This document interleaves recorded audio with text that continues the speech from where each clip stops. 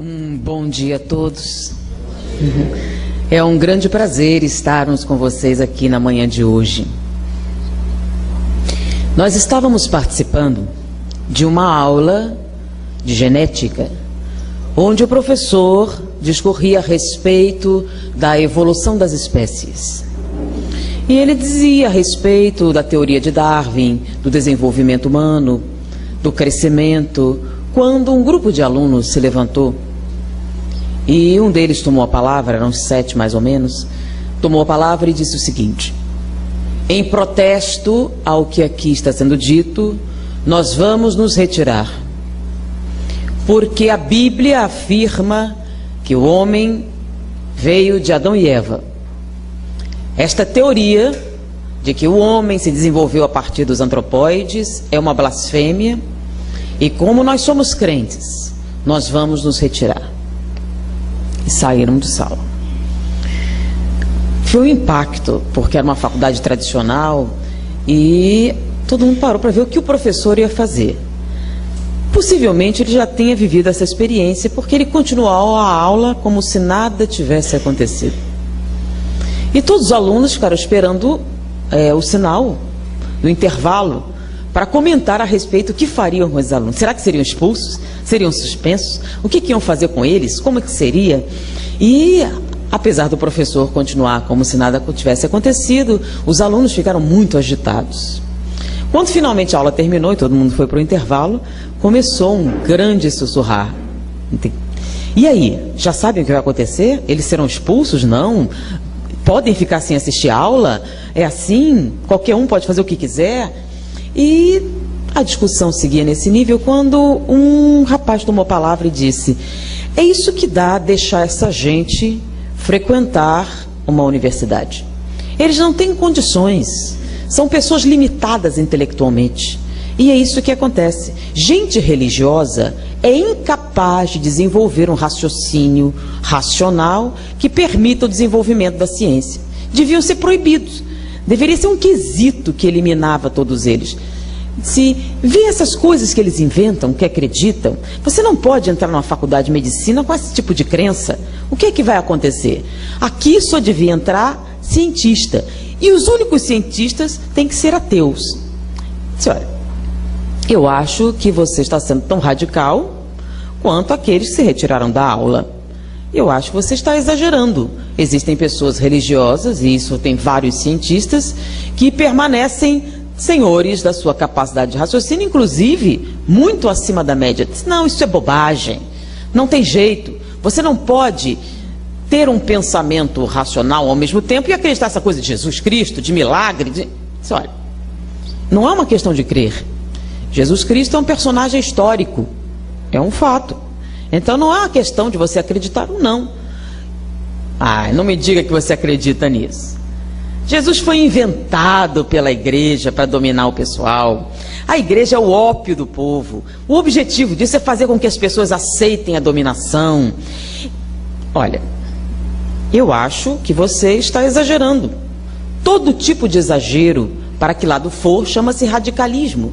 E o radicalismo é tão irracional quanto o fundamentalismo. E ele continuou, e muitas pessoas começaram a apoiar.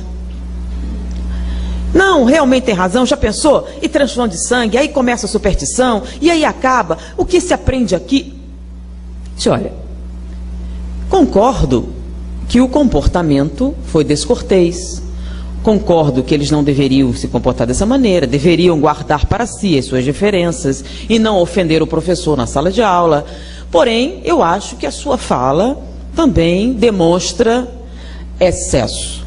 Também demonstra uma certa irracionalidade, porque você está generalizando todas as pessoas. Eu, particularmente, considero Jesus um personagem histórico, considero sua colaboração com relação à humanidade indispensável para o desenvolvimento do ser humano. E o fato de algumas pessoas exagerarem, transformarem num ícone de violência, não é responsabilidade dele.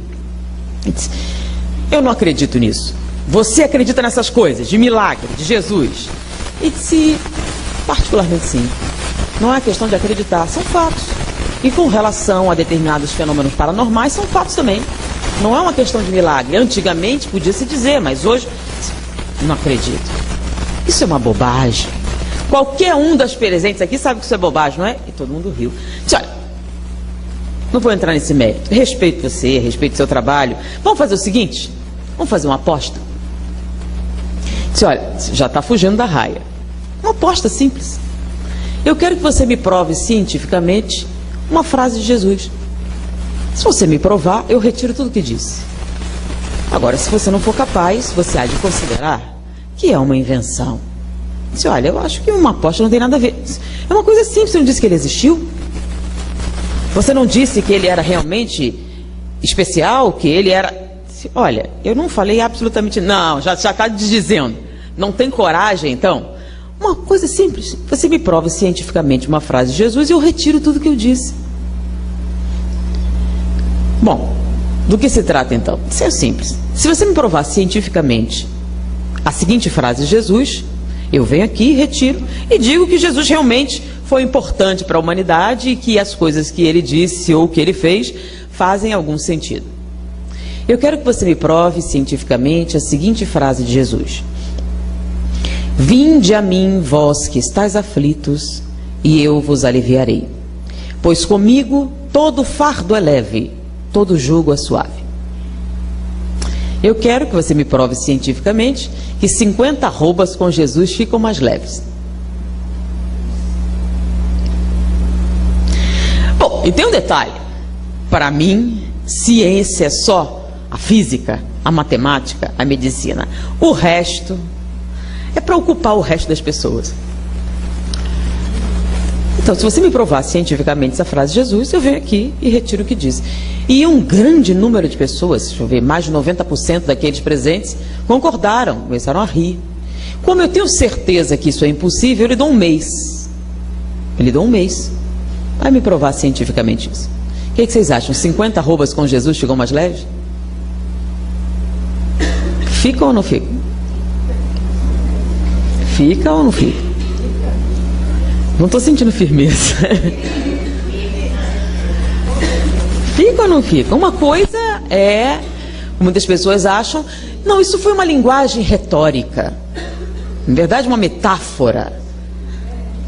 É? É uma metáfora? É uma linguagem retórica? É. Então, ele veio aqui para falar bonito.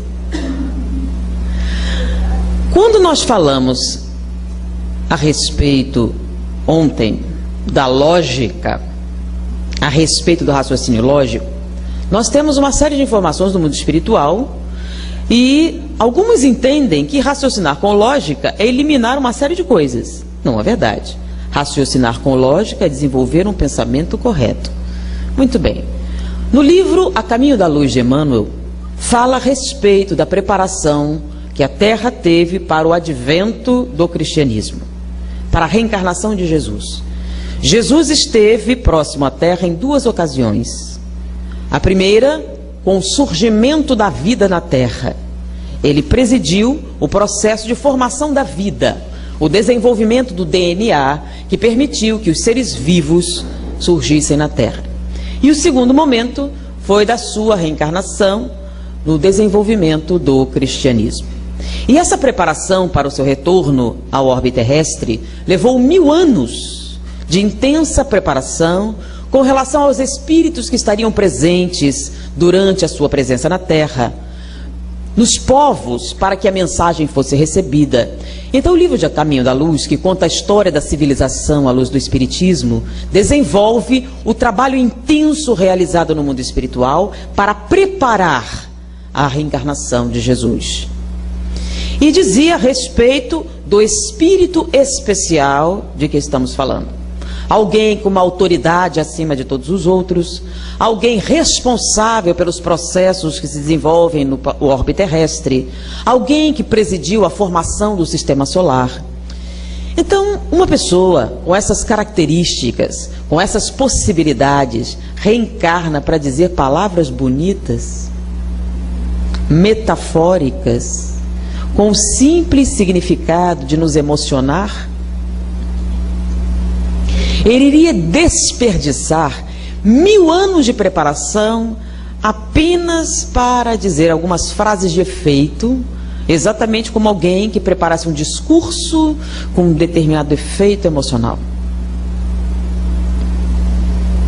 A lógica permite que a gente desenvolva esse tipo de raciocínio? Então, diante da descrição do significado de Jesus no mundo espiritual, do real significado, não os ícones religiosos que normalmente reconhecemos, podemos verificar que Jesus falou há muito pouco tempo. Então, de sua vida foram 3 anos de vida pública. Dentro da vida pública, ele fez apenas 7 sermões. 7 sermões que modificaram a história da humanidade entre antes e depois dele. As suas palavras tiveram um significado tão grande que afetaram e afetam até hoje. Nesse momento nós estamos aqui por quê? Então, até hoje, nós estamos sob a influência das palavras que ele disse. Até hoje, nós pautamos os nossos interesses com relação a se estamos a favor ou se estamos contra. De maneira que é impossível, pela lógica, que as suas palavras sejam apenas metáforas. Então, diante desse raciocínio, nós aceitamos uma aposta. Nós consideramos que Jesus, com certeza, não iria desperdiçar palavras para apenas um efeito luminoso ou característico. E aí começamos a pesquisar a respeito. Será que dá para provar?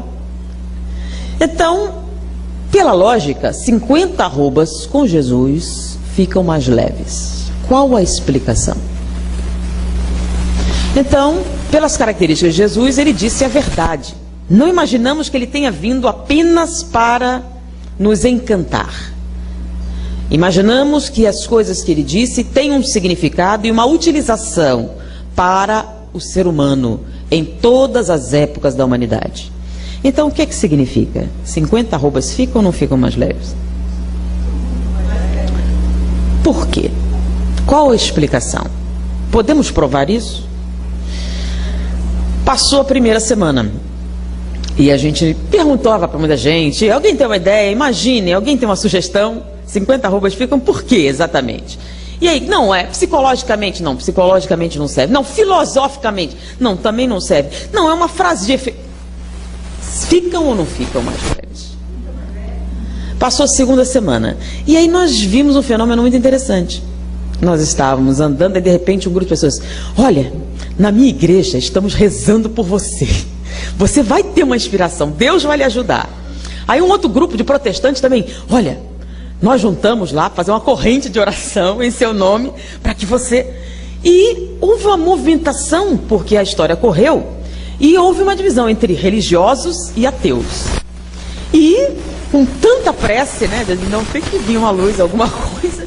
E era muito interessante, várias religiões chegavam e diziam: não, estamos apoiando você, estamos orando, nosso pastor tem uma sugestão, e dava uma sugestão, e outro vinha. E ao longo daquele mês, houve uma mobilização intensa. Inclusive, um fenômeno interessante: vários grupos religiosos resolveram fazer cultos na universidade, né, para modificar a atmosfera ateísta, materialista do local. Então, vários grupos resolveram fazer encontros. Então, surgiu um movimento religioso significativo lá por conta desse evento. Então, apesar de servir para a gente fazer uma palestra, isso é interessante, nós observamos que teve um outro efeito bastante significativo e de interesse humano, porque era uma universidade de medicina. Então, essa movimentação criou uma atmosfera diferente entre os alunos. Então, havia um encontro de várias religiões, católicos, protestantes, testemunhos de Jeová, vários tipos, que faziam cultos, passaram a ter cultos. Então, de acordo com a sua religião, você assistia. E havia uma capela, toda a faculdade de medicina tem uma capela por causa do hospital, do morgue. E nessa capela, várias religiões passaram a utilizar. Era uma capela que ficava totalmente isolada e passou a ser utilizada a partir daquele momento. Mas o tempo foi passando. Terceira semana. E ele passava e ria. E tinha um grupo, né? E era interessante, toda vez que ele se aproximava, juntavam outros assim, sabe?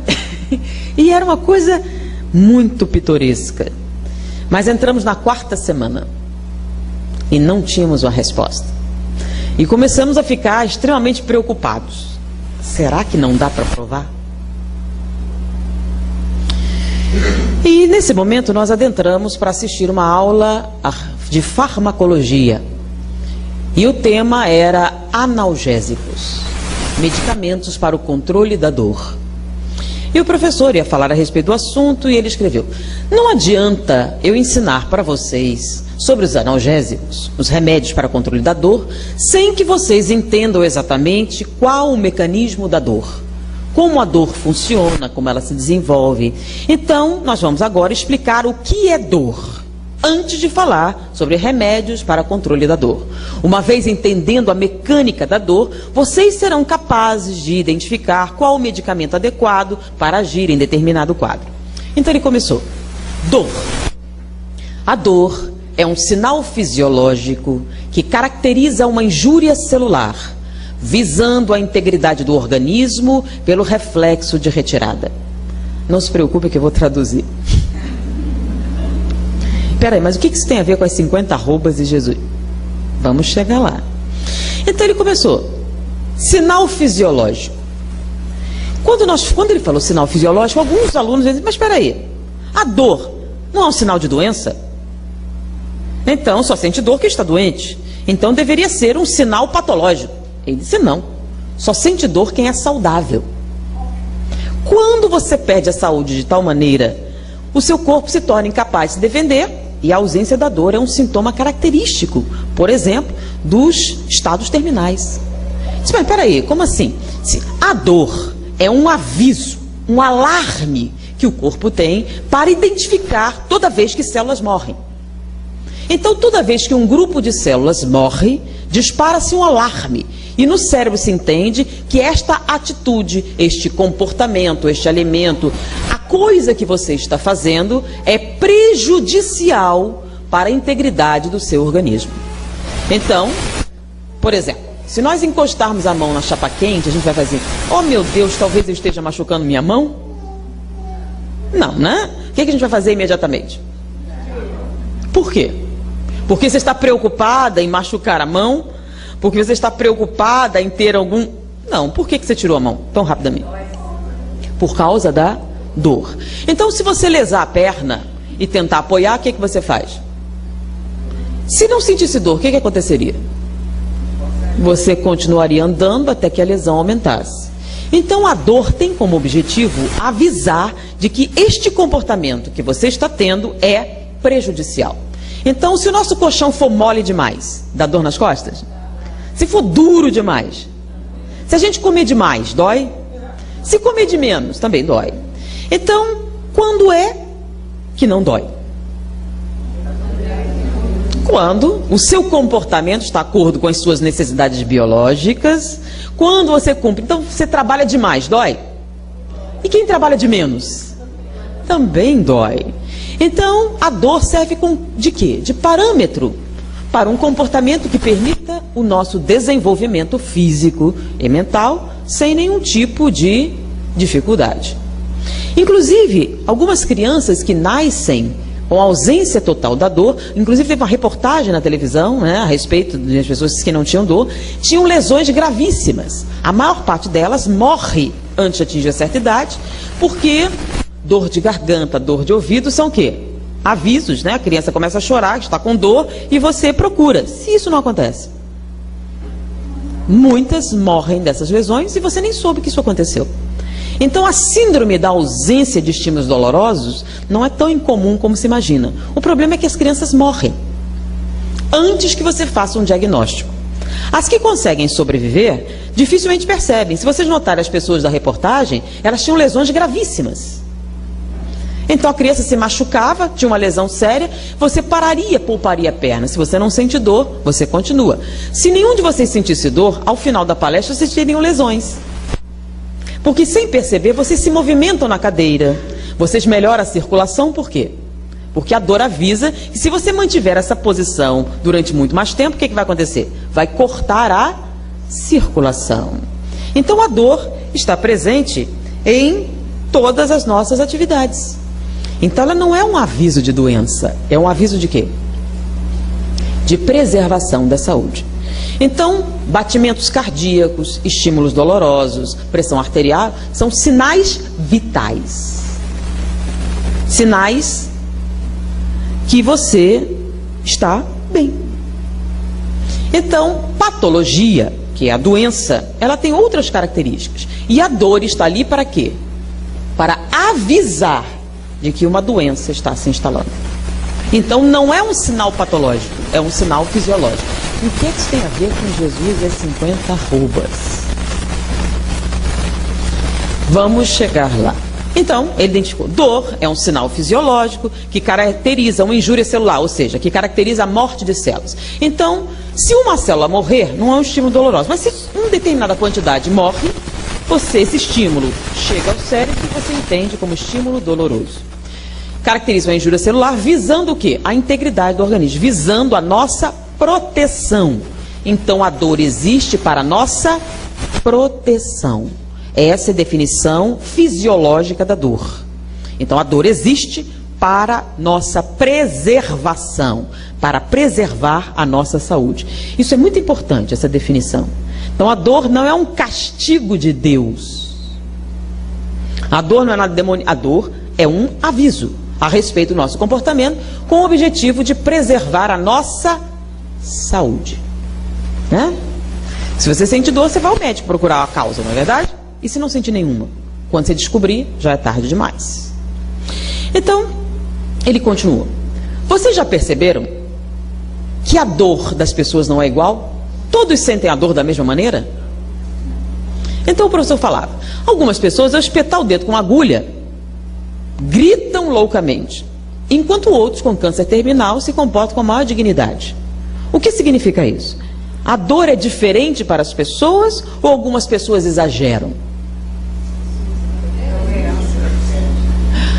A dor é diferente ou as pessoas exageram?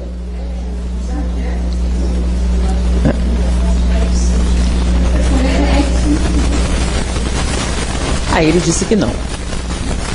A percepção da dor é individual. Por quê? Porque existe na medula um local chamado gate control, portão de controle.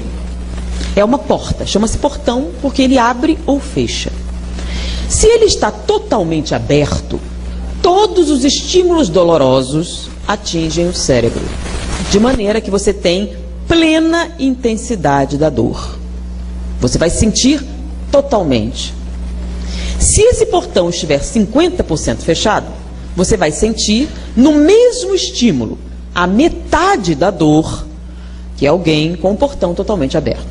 Então, numa determinada queimadura, se você está com o portão totalmente aberto, a intensidade será de 100%. Mas se uma outra pessoa com a mesma lesão tiver o portão 50% fechado, ela vai sentir a metade da dor do outro. Então, quando os dois relatarem a dor, um vai relatar uma dor muito mais intensa do que o outro. Se nós encontrarmos uma terceira pessoa que tenha um portão 80% fechado, ela vai sentir apenas 30% da dor. Não, está doendo, mas não é tanto assim. E a lesão é exatamente igual dos três. Então, esse estudo foi realizado e percebeu-se que a dor é identificada de maneira diferente, pessoa para pessoa. Isso já tinha sido identificado, porém, depois identificou-se que havia um portão que se abria ou se fechava e que definia a quantidade de dor que você sentia. E o que é que isso tem a ver com as 50 arrobas? Vamos chegar lá. E no momento que ele começou a falar disso, uma luz se acendeu. É esta a resposta. Vamos ver se vocês acompanham. Bom, mas o que faz com que esse portão se abra ou se feche, dependendo da pessoa? Existe no cérebro uma região chamada sistema analgésico central. Quando você fala analgésico, é controle da dor. E essa região produz duas substâncias que têm uma ação direta sobre esse portão. São as encefalinas e endorfinas. Quando esta região produz em grande quantidade, encefalinas e endorfinas, o portão vai se fechando, na mesma proporção de que essas substâncias são liberadas na corrente sanguínea. Então, quanto maior a quantidade de substâncias liberadas, mais fechado fica o portão, menos dor você sente. Quanto menos atividade tem essa região, mais o portão se abre, mais dor você sente. Bom, mas o que é que faz com que o sistema analgésico central de algumas pessoas tenha maior atividade ou menor atividade? Isso está ligado diretamente à sua localização. O sistema analgésico central está localizado numa área interna do cérebro chamada arqueocórtex. Nós podemos dividir o cérebro humano em duas partes, o arqueocórtex e o neocórtex. Arqueo vem de arqueologia, lembram? Arcaico. É o chamado cérebro primitivo. Então a parte interna é chamada cérebro primitivo. E a parte mais externa é o neocórtex. Neo de novo, novidade, moderno. É o cérebro moderno. Essa divisão se encontra mais nítida quando nós estudamos as nossas espécies ancestrais. Lembram do processo evolutivo? Apesar do que eles falaram, o processo evolutivo existe. Então, no nosso desenvolvimento biológico, nós inicialmente tínhamos uma parte do cérebro que foi crescendo. Então, até os animais, ele chegou num nível. E chegou no ápice nos seres humanos. O cérebro dos seres humanos tem partes novas que não existem em outras espécies. E essa parte está localizada no neocórtex.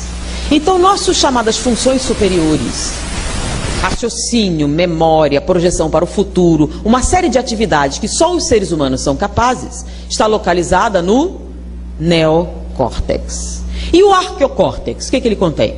Tudo o que o homem tem em comum com os animais.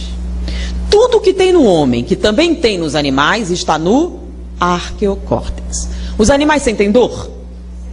O homem sente dor? Onde fica a dor? No arqueocórtex. Os animais sentem medo? O homem sente medo?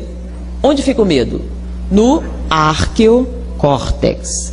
Então, todas as coisas que o homem faz, que o animal também faz, está no arqueocórtex. Agora, tem coisas que o homem faz, que o animal não faz. Peça de teatro. O homem faz? Os animais fazem? Onde fica a construção de peças de teatro? Neocórtex. Né? Caridade, o homem faz? O animal também faz? Onde fica a caridade? Neocórtex. Sinfonias, composição de sinfonias. O homem produz? O animal também faz? Onde ficam as sinfonias? Então procure tudo que o homem tem, que o diferencie do animal, e onde é que se encontra? Neocórtex. Bom, e o que é que isso tem a ver com as 50 arrobas e Jesus? Vamos chegar lá. Muito bem, já identificamos então o neocórtex e o arqueocórtex. O sistema analgésico central, que é responsável pela produção de encefalinas e endorfinas, que fecha ou abre o portão de controle da dor, está localizado no arqueocórtex. E ele funciona da seguinte maneira: quanto maior a atividade elétrica cerebral do arqueocórtex, menos substâncias o sistema analgésico central produz. Quanto menor a atividade elétrica cerebral a nível de arqueocórtex, mais você libera o sistema analgésico central, maior a produção de encefalinas e endorfinas, mais fechado o portão, menos dor você sente. Vamos traduzir isso. Quando você concentra a sua atividade elétrica no arqueocórtex, você diminui a atividade do sistema analgésico central e abre o portão. Se você diminui sua atividade elétrica no arqueocórtex, libera o sistema analgésico e fecha o portão. Como é que isso acontece? O que é que tem no arqueocórtex mesmo? Tudo que nós temos em comum com os animais. Então, o que significa aumentar a sua atividade elétrica cerebral no arqueocórtex?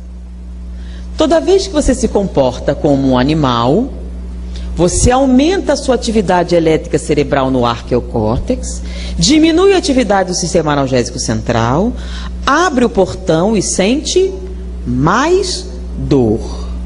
Como é que a gente diminui a atividade elétrica cerebral no arqueocórtex? Quando a gente aumenta a nossa atividade cerebral no neocórtex. Toda vez que você se diferencia do animal, você aumenta a sua atividade elétrica cerebral no neocórtex, diminui no arqueocórtex, libera o sistema analgésico central, fecha o portão e sente menos dor. Ficou claro? Deu para acompanhar? Senão eu falo mais devagar de novo. Alguém não entendeu? Aproveita, eu repito devagarzinho. Então, nós temos dois cérebros. O arqueo, arcaico, antigo, primitivo, e o neo, moderno, desenvolvido.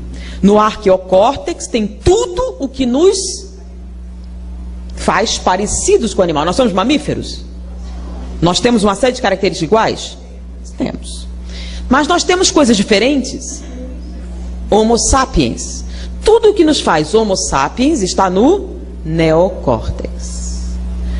Quando nós concentramos nossa atividade no neocórtex, nós sentimos menos dor. Toda vez que nós concentramos nossa atividade no arqueocórtex, nós sentimos. Isto é um fenômeno totalmente fisiológico, do campo da neurologia. Não é questão de fé, não é místico, é um fato. Muito bem. O que é que isso tem a ver com Jesus e 50 arrobas? Vamos ver a frase. Vinde a mim, vós que estáis aflitos, e eu vos aliviarei. Pois comigo todo fardo é leve, todo jugo é suave. Ficou bem explicado? O que significa estar com Jesus? Ele mesmo explicou, lembra? Meus discípulos serão reconhecidos por muitos se amarem, né? Bem-aventurados os pacíficos, mansos. Ele definiu bem o que significa estar com Jesus? Solidariedade, caridade, benevolência, perdão das ofensas, tudo isso. Onde ficam todas essas coisas? No neocórtex. Neocórtex. Logo, em termos fisiológicos, o que significa estar com Jesus? Concentrar sua atividade elétrica cerebral a nível de neocórtex. O que acontece quando você concentra sua atividade elétrica cerebral a nível de neocórtex? Você libera o arqueocórtex, aumenta a atividade do sistema analgésico central, produz maior quantidade de encefalinas e endorfinas, elas circulam, fecham o portão e a dor é menor. Logo, quando você está com Jesus, você sente menos dor fisiologicamente, neurologicamente falando. Não é uma questão de fé, não é uma questão mística, não é uma questão espiritual, é uma questão física, é uma questão material, fisiológica. Quando você está com Jesus, você sente menos dor. O que é um fardo? A dor é um peso? É um fardo? Imagina um fardo bem grande. É pesado de carregar? 50 arrobas com Jesus ficam mais leves? Então vamos traduzir isso fisicamente. Você está com uma sacola para carregar, subindo uma ladeira. O que acontece quando você está no meio do caminho? O que acontece com o peso? Fica maior? Por causa de quê? Não é só da subida. Por causa de quê que parece maior? Porque o peso continua 50 arrobas, mas ele parece maior por quê? Cansaço. E com o cansaço vem a Dor, não é isso? Imagina que nesse momento você encontra com Jesus. O que acontece com sua dor? Tem gente que nem, dependendo da intensidade, o portão pode ser até totalmente fechado. De maneira que ele deixe de ter qualquer... E você sobe. Nos relatos cristãos é muito comum uma dor intensa e de repente uma profunda... Nos já leram isso? Uma profunda paz. Deixou de sentir, depois de uma... A maneira com que muitos cristãos iam para o martírio era impressionante. Impressionava os soldados, né? Como é que eles eram capazes disso? Tem explicação? Era um processo místico? Não.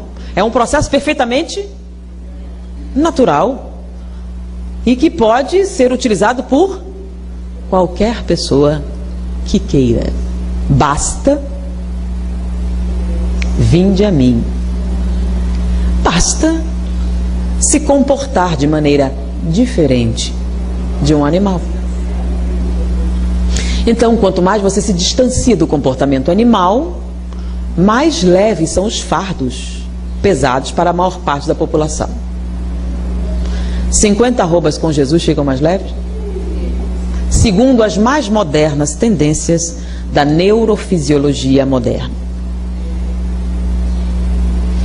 E nós tivemos a curiosidade de pegar diversas outras frases para ver se isso era possível, e todas podem ser comprovadas. Inclusive, diversos livros modernos têm saído a respeito. Jesus, o maior terapeuta de todos os tempos. Jesus, o maior administrador. Já viram nas bancas? Fazendo uma avaliação do significado de Jesus hoje. Então, existe aplicabilidade prática das palavras de Jesus no nosso dia a dia em 2010?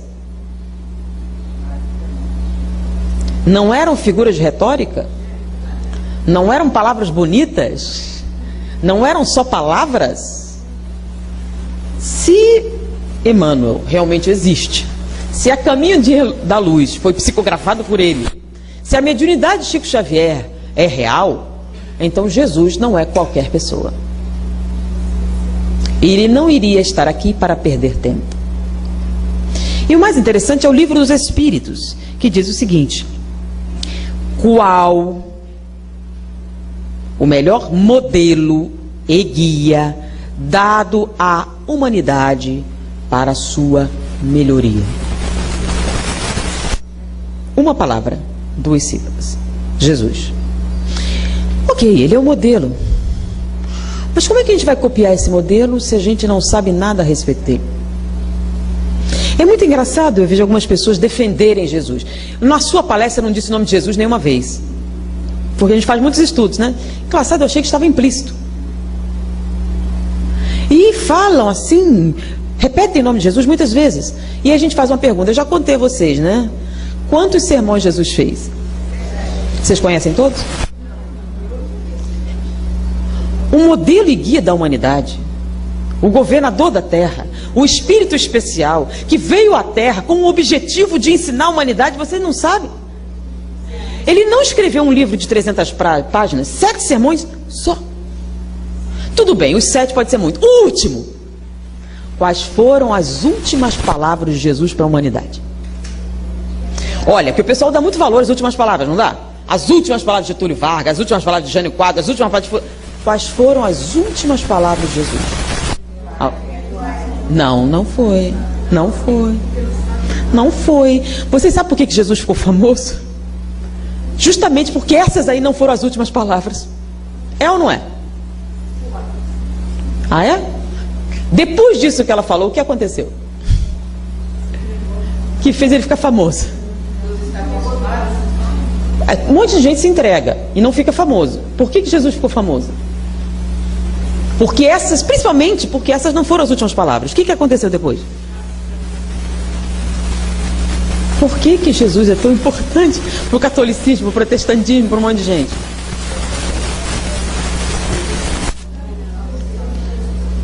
Esse momento, repete o que foi que ele disse. Que você achou que eram os últimos momentos. Certo. Nesse momento, o que aconteceu? Nesse momento ele morreu. Todo mundo, né? Mas com ele foi assim que aconteceu? O que aconteceu? Gente, vocês não sabem o que aconteceu? Jesus voltou dos mortos. Aquelas não foram as últimas palavras. Ele voltou. Lembram que ele voltou? Apareceu para os discípulos, Maria Madalena, pregou, fez um monte de coisas. E todo mundo soube que ele tinha. Por isso ele ficou famoso. Porque milagre um monte de gente fez. Mas qual foi o maior milagre que ele fez? Foi ter voltado da morte. Logo, essas foram as últimas palavras? Não, não foram as últimas palavras. Ele voltou. Lembram? Emaús, Maria Madalena. Lembram? Lembram que teve alguém que não acreditou? Ah, lembram? Não acreditou. Aí teve um monte de experiências. Inclusive ele fez um sermão enorme para os 500 da Galileia. E no final, o que foi que aconteceu? Alguém aqui foi católico alguma vez? Levanta o braço quem já foi. Fizeram o catecismo.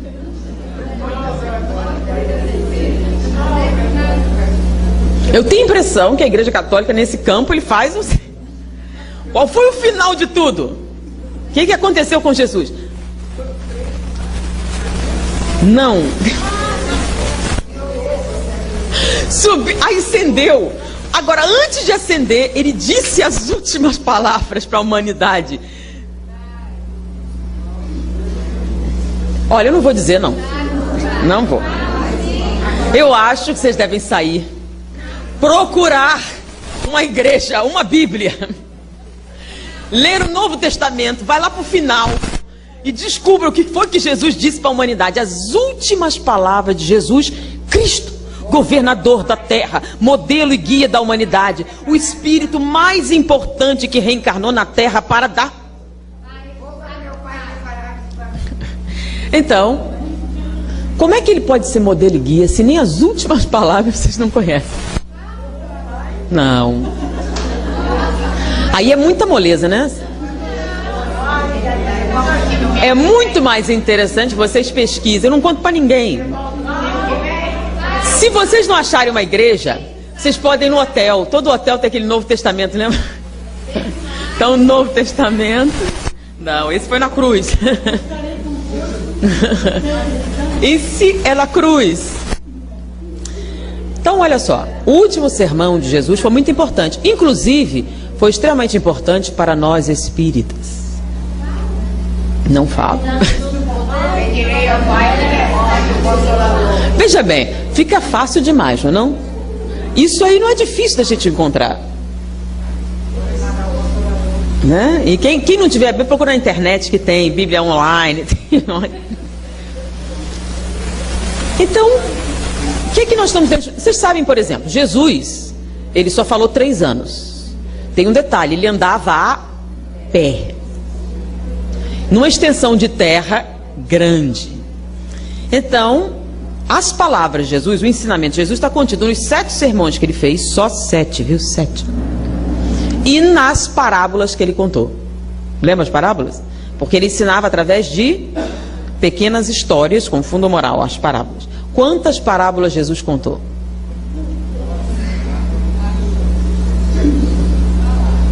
Como ele pode ser modelo e guia da humanidade? Ou dos espíritas? O pessoal reza muito, fala o nome dele muito e não sabe absolutamente nada a respeito. E o pessoal critica muito que nós somos cientistas, que somos extremamente materialistas e o que o valha. Mas minha mãe se deu ao trabalho de ensinar pra gente essas histórias. Agora, se eu perguntar sobre o nascimento místico de Jesus, um monte de gente sabe, né? Do presépio, do boizinho, dos reis magos. Isso faz alguma diferença? Faz ou não faz? Não. Nenhuma diferença. Inclusive porque essas coisas podem ser mitos. Agora, o que é real e importante? O que ele disse. Isso nós deveríamos saber. Sendo que eu disse uma única frase de Jesus. E o significado dela para a humanidade é grande. Faz diferença para nós hoje, agora em 2010. Vinde a mim, vós que estáis aflitos, e eu vos aliviarei. Pois comigo todo fardo é leve, todo jugo é suave. É importante? Nós podemos mudar a maneira com que nos sentimos nesse instante? E junto com essa, diversas outras frases de Jesus têm o mesmo impacto, o mesmo significado, se nós avaliarmos em profundidade o seu significado.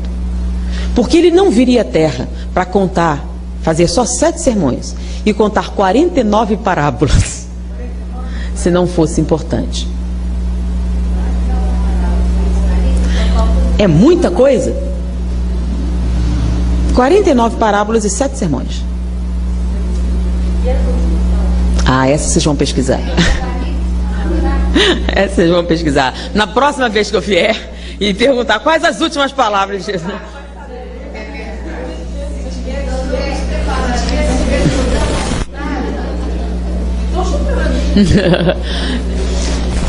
Então o que a gente nota agora?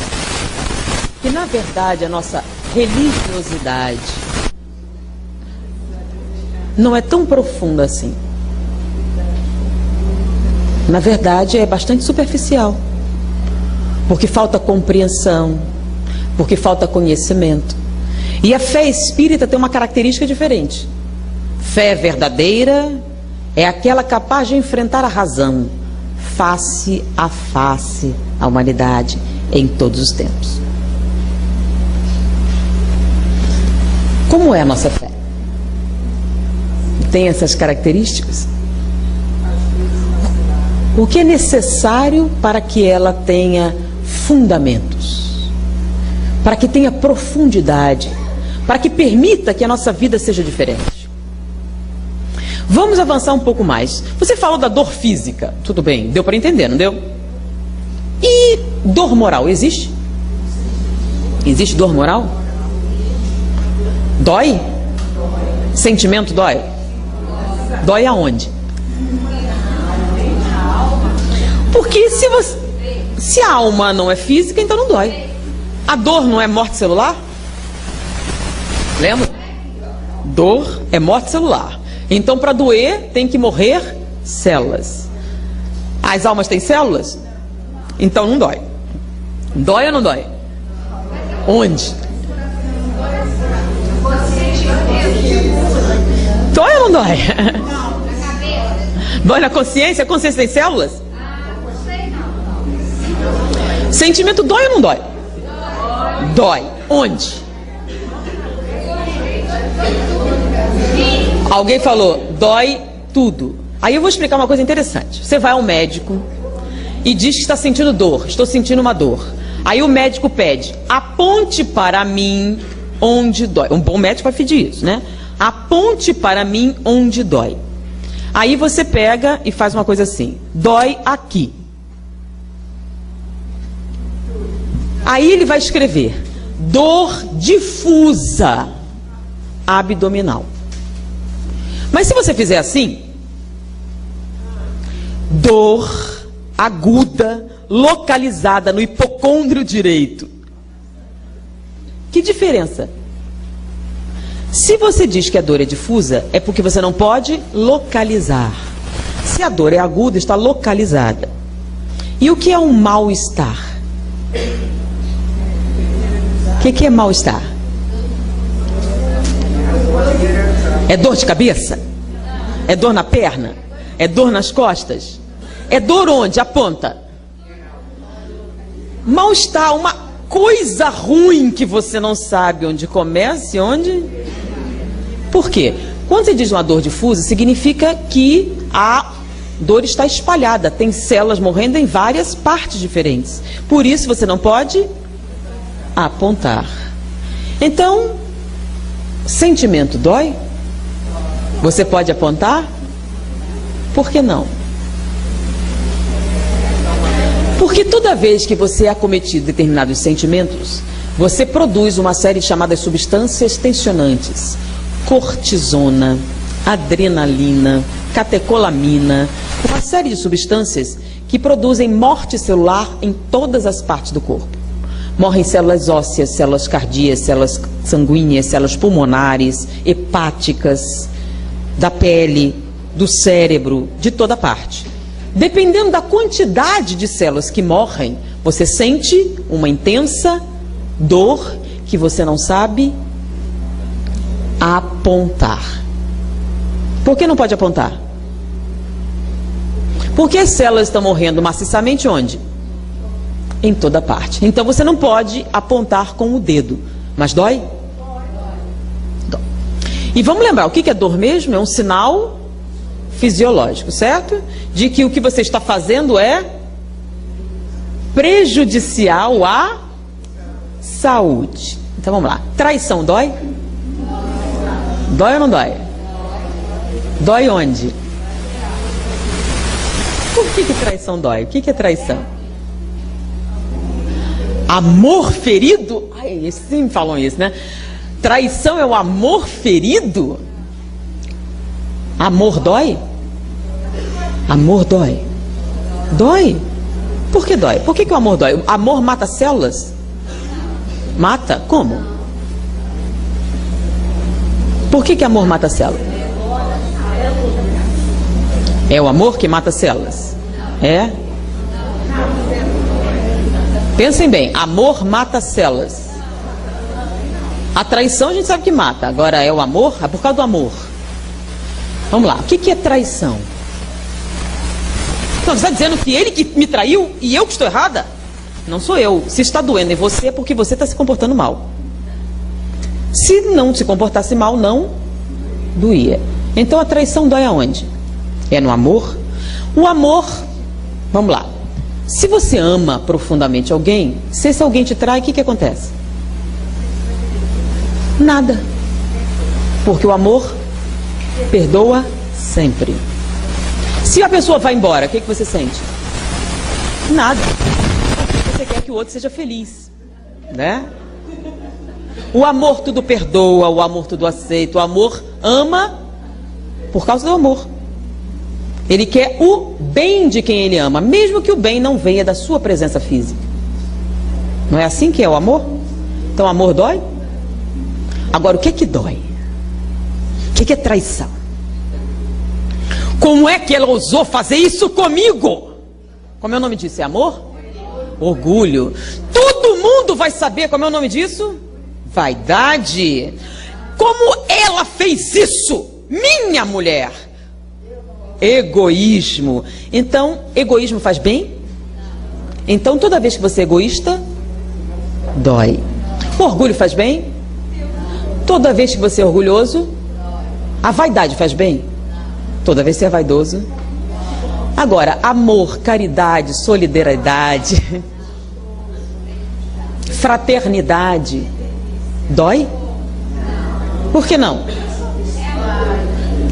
Então, procure a dor que você encontra o quê?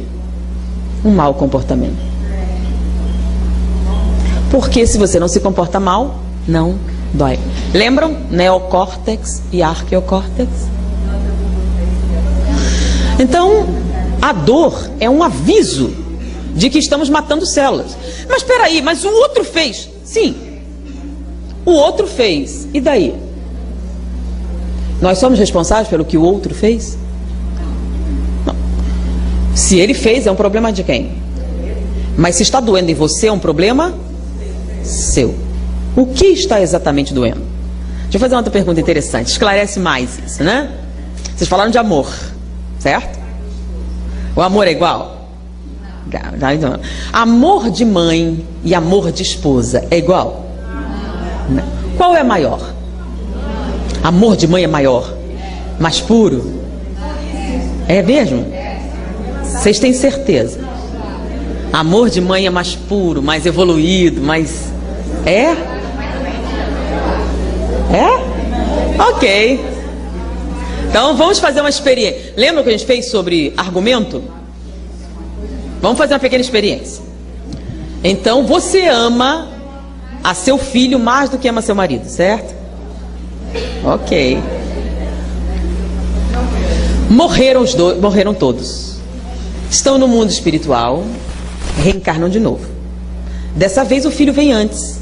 Você casa com ele, seu marido é seu filho. Quem que você ama mais agora? É o filho. Ah, é? Vocês sabem por que vocês amam mais o filho do que o marido?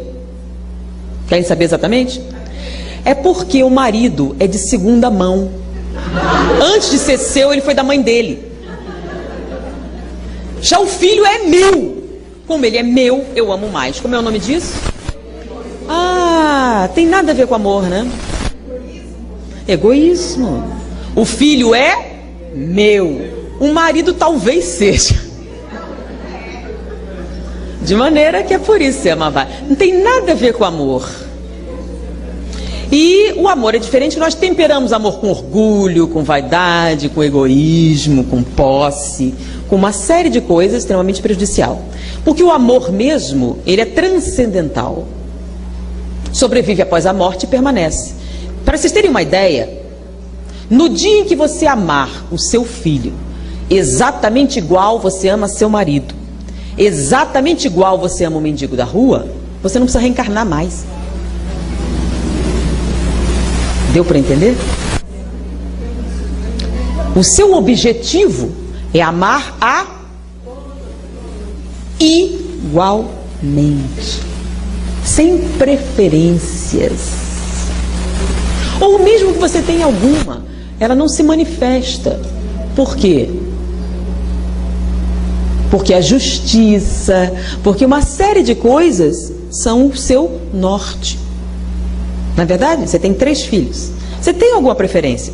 Mas se você manifesta, o nome disso é orgulho, vaidade, egoísmo. Mesmo que você tenha, você não pode, porque todos têm o quê? Os mesmos direitos ao seu afeto. Então isso seria uma questão de justiça. E o certo é que essa justiça não fosse só para os seus filhos. Quer dizer, os seus filhos podem fazer, o filho dos outros é uma porcaria, né? Olha o problema. Aqui, no centro espírita, deve ter muitas crianças. Então a gente olha aquelas crianças, que crianças horríveis, mal educadas, um horror. Você tem certeza que seu filho não vai casar com ela? Já pensou o problema? Agora, se você olhasse como potencialmente a família universal, você, em vez de criticar, o que você faria? Todas as crianças são nossas crianças. Não são as minhas crianças. São as nossas crianças. Nossas crianças. E você é responsável por todas. Aí eu lembro uma coisa engraçada. No centro espírita que nós frequentamos, né? Tinha uma menininha que ela era da pá virada. Meu Deus, que menina terrível. Ela não era só levada, ela era muito desafiante com os adultos, né? E ela me obedecia bastante. Um dia eu me perguntei assim, por que exatamente, né? E então um dia ela estava dizendo assim, você se sente aqui, fique bem quietinha até terminar a reunião. E ela disse assim, tudo bem, eu vou ficar. Aí, por quê? Não, porque eu quero casar com o seu filho. Deus seja louvado. Okay. Ela já decidiu, é possível que consiga, porque a menina é determinada. Então, eu tenho que tomar conta, porque possivelmente, se ela vai casar com meu filho, vai ser minha nora, eu quero que ele seja feliz. Vocês têm certeza que isso não vai acontecer aqui? Então é possível? Então não são os meus, são os nossos filhos. Sim. Então eu passei a vê-la de maneira bem diferente. Vamos ficar mais ativos nesse processo educacional. Então, em vez de pensar, a mãe devia fazer, nós passamos a... E com isso todas as crianças, não sei, pode ser ela, mas pode ser outra, tem várias meninas lá. Então, esse pensamento é o pensamento espírita. Então, se você está sentindo dor, o que é que você tem que fazer? Qual a causa da dor? Que comportamento equivocado eu estou vivenciando? Ah, mas eu tenho artrite reumatoide. Eu estou me comportando mal? Nós temos um amigo que é considerado o 5º maior homeopata do mundo. E a tese de pós-doutorado dele foi muito interessante. O perfil psicológico de algumas doenças. E ele escolheu 3 especificamente. E no processo da artrite reumatoide, ele verificou que existe um perfil psicológico constante. Se você não tiver isso no seu perfil, você não sofre de artrite reumatoide. A artrite reumatoide está relacionada ao orgulho. Pessoas que não são orgulhosas não sofrem de artrite reumatoide. Não é só isso, ele analisou também processos renais. Quem tem afecções renais. Ele disse que as afecções renais estão intimamente ligadas com o ciúme. Quem não é ciumento não tem problemas renais. E o câncer está ligado a mágoa ou ódio. Quem não tem mágoa nem ódio guardado, não tem câncer. De maneira que, voltamos, a dor vem de onde? É um castigo que Deus deu? Foi Deus que colocou a doença em você? Quem foi? Então a dor vem para quê? Para alertar sobre o quê? Sobre nosso comportamento. Independente se é uma dor física ou uma dor moral.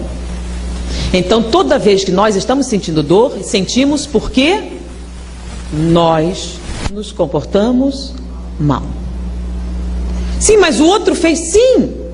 Se vocês usarem esse argumento toda vez, vocês estão justificando os obsessores, né? Ele fez e vai pagar. O nome disso é vingança. Vingança e justiça são a mesma coisa? Então o problema da traição é a vingança. Você quer que ele sofra igual. Não é isso? Isso é bom? Você quer que ele pague por isso? Hã? Engraçado, pode ser que seja você que já esteja pagando, não é não? Porque tudo que acontece tem uma origem, lei de causa e efeito. Então nós temos que mudar o quê? Eu não posso mudar o comportamento do outro. Eu posso mudar qual? O meu. Então eu posso mudar o meu comportamento? Posso. Posso aliviar a dor? Então a traição está doendo. Como é que eu faço então? Lembram?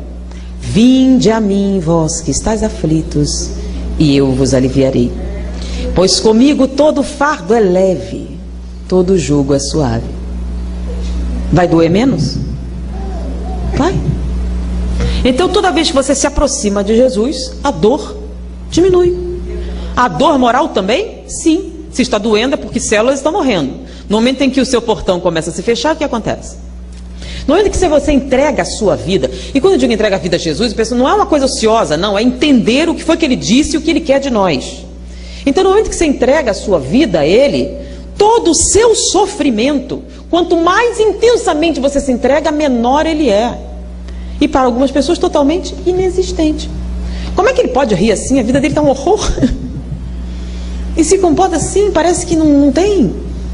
Eu me lembro, eu até contei aqui, nós estávamos, eu e meu marido, né, estávamos passando uma crise financeira muito séria.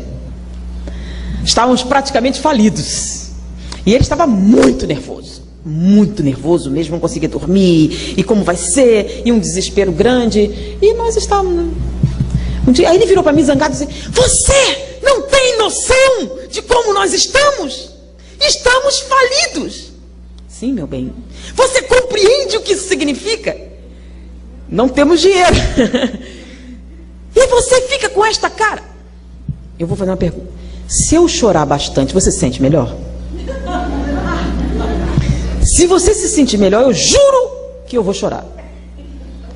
As coisas vão melhorar se eu chorar? Se eu ficar muito nervosa, as coisas vão mudar? Ele disse, não. Então, por que você quer que eu chore? Não basta você ficar nervoso e ter um infarto? Nós temos 3 filhos. Se morrerem os 2, como vai ser? Eu gostaria que você não morresse também. Já que já estamos falidos, não há nada o que fazer. Você está nessa situação porque deixou de trabalhar? Nós trabalhamos pouco? Nós nos esforçamos de menos? Se não, é sua responsabilidade, é a minha? Se não, então confie em Deus, meu filho. Tranquilize. Não vai mudar nada. Esquece. E no final tudo deu certo. Então, deu certo, resolveu-se tudo, da maneira simples. E esse excesso de desgaste, esse sofrimento, é culpa de quem? Aí por que ele estava na situação? Porque faliu uma determinada empresa, ele era dependente dela e nós estávamos no bolo. É nossa culpa? Não. Se não foi algo que nós fizemos, então é uma coisa porque nós devíamos passar. E se a gente aceita sem revoltar-se, não estou falando inércia, trabalhar, procurar uma saída, é claro, mas sem autodestruir-se. Então, traiu. E aí, o que você pode fazer? Você pode deixar isso crescer dentro de você, a mágoa, e produzir um câncer. Você pode desenvolver o ódio e produzir um câncer. Você pode deixar essa situação te esmagar e destruir sua vida. Aí a culpa foi do outro? Foi ele que destruiu sua vida? Ou foi você que permitiu que isso acontecesse? Olha que determinadas falam: fulano me irrita. Não. Por que você permite que fulano te irrite? Quem é que permite? Você pode mudar isso? Você pode não permitir que fulano te irrite? Pode. É uma escolha. O nome disso é livre-arbítrio. Então, muitas vezes, nós nos apegamos ao sofrimento. Por que exatamente? Se a gente parar, lembra que nós falamos sobre lógica, sobre raciocínio? A gente para, por que eu estou fazendo isso? Por que eu estou me permitindo essa destruição? Em homenagem a quem? Qual o significado? Sendo que se a gente prestar atenção nos sermões de Jesus, nas palavras, nas outras coisas que ele disse, a nossa vida pode ser mais produtiva, mais plena. Guardar rancor. Então, a gente fala sobre muitas coisas, né? Então, guardar rancor é terrível. É a base da obsessão. Um obsessor guarda 300 anos o que você fez. Você até esqueceu, mas ele não. E ele fica ali esperando a chance de usar a informação. É isso que você quer de você, da sua vida? No mundo espiritual, você sai dessa vida e fica preso por esses sentimentos. E aí, no momento de enfrentar a morte, nós estamos nessa prisão. Eu estava contando, né? A gente estava hospedado, lembrando que como é importante esse exercício. Mas a gente pode esquecer? Pode, se você se colocar para fazer isso, se você se decidir, é uma questão de não vitalizar. Então, toda vez que vem, vamos mudar de assunto. Toda vez que o pensamento vem, vou fazer outra coisa. E você pode, sim, substituir isso na mente. E você pode, treinando isso, fazendo segundo a natureza, né? Conosco a gente fez várias coisas. Tanto exercitar. Um dia meu marido fez um negócio assim, não, ele tem que ter um castigo, não pode ficar sem castigo, né? Aí eu queria dar um gelo nele, aí eu anotei na agenda, não esqueça que você está zangada com ele. Aí eu fui anotando. Então de manhã eu tenho o hábito de olhar e dizer, não, estou zangada com ele, não posso esquecer. Porque se eu não anotar na agenda, o que acontece? No dia seguinte eu esqueci. E ele sabe disso. Mas eu não esqueci, fiquei um mês. Até que ele pediu arrego, né? Não mudou. Mas eu tive que anotar para me lembrar que eu estava zangada. Não estava mais, mas eu fazia um esforço. Porque já é um outro processo. Mas eu esqueço. Não lembro. Então discuti, agora amanhã eu esqueci. Enquanto ele guarda mágoa muito tempo. Eu sei que ele teve uma vida difícil e tudo mais. Lembra que Freud diz, a culpa é sempre da mãe, né? Então a vida dele foi muito, muito terrível. Passou fome, teve uma série de sofrimentos intensos. E daí?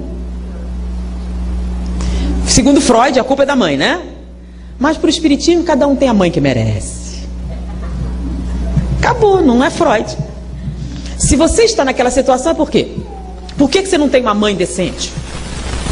Por quê? Porque é isso que você necessita para o seu desenvolvimento. Então, em vez de culpar a mãe, o que você tem que fazer? Você tem que modificar-se. Porque muitas vezes, o Chico Xavier dizia uma coisa interessante, né? Ele diz que a evolução só se dá através da desidratação. Você evolui ou chorando ou suando. suando, trabalhando, ou chorando, sofrendo. Então muitas pessoas não dão valor. Aí você vai vivenciar uma vida que você não tem, para aprender qual o valor que tem. Quantas pessoas não dão valor? Tem pais carinhosos, e não dão nenhum valor. E várias vidas, até o dia o quê? Como é que você vai aprender? Você vai nascer sem nenhum desses valores, para você saber que falta faz. Ou para você aprender a valorizar a sua família. Então, às vezes você fica culpando a família anterior e não vive essa. Ah, eu sou assim porque minha mãe... Espera aí. Não é isso. Você permite. Você desenvolve. Você faz o que você quiser. Tive uma mãe repressora, isso você pode ser diferente? Pode. É uma questão de escolha pessoal. Chama-se livre-arbítrio. Então nós permitimos. E a dor não é um sinal patológico, nem satânico, nem de castigo, nem do pecado. O que é dor? É um sinal fisiológico que caracteriza uma injúria celular, visando a integridade do organismo, pelo reflexo de retirada. Ou seja, para parar de doer, você tem que retirar a causa. Seja um comportamento, seja um sentimento, seja aquilo que você está fazendo naquele momento, você tem que mudar para que a dor desapareça. Mas eu não consigo identificar, então você vai buscar identificar a origem deste sofrimento. Onde está exatamente? E você vai trabalhar nele. Então, no Livro dos Espíritos tem: o que fazer para alcançar a felicidade e resistir ao mal? Resposta dos Espíritos. Um sábio da antiguidade vô-lo disse: conhece-te a ti mesmo. De maneira que nós temos as respostas. A gente precisa aprofundar esse conhecimento para transformar isso num processo ativo, e não como uma teoria, e sim como um processo interior, um processo racional, um processo de fundamentação, de conhecimento e não de crença. A gente precisa transformar Jesus de uma figura mitológica em alguém que nos sirva de modelo. Vinde a mim, vós que estáis aflitos, e eu vos aliviarei. Pois comigo todo o fardo é leve, todo o jugo é suave. Isso é verdade, segundo as mais modernas tendências da neurofisiologia moderna. Muita paz.